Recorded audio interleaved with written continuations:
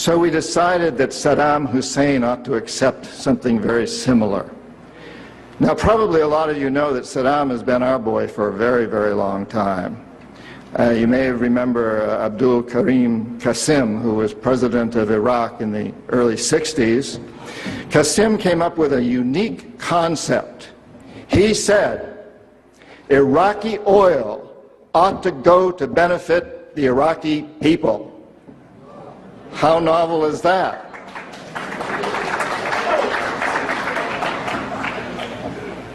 But we didn't like that very much. He began to tax the oil companies, particularly the British and some American companies, and threatened to nationalize our oil companies. And so we decided that Qasim had to go. The CIA sent an assassination team. It was headed by a man who was still going through high school, an Iraqi citizen who was still going through high school.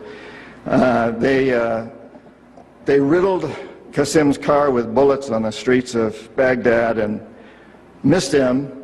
The head of this assassination team was wounded and fled to Syria. His name was Saddam Hussein. He was a CIA agent in those days, an assassin for us. He failed. He was our boy. He was our man.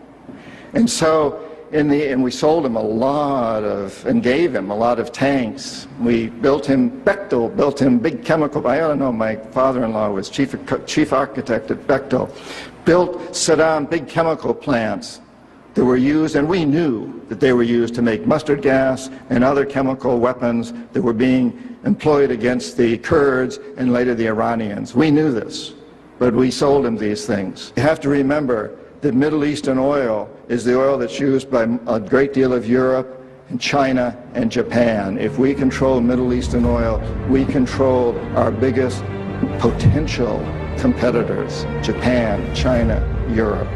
So it's very important that we do that.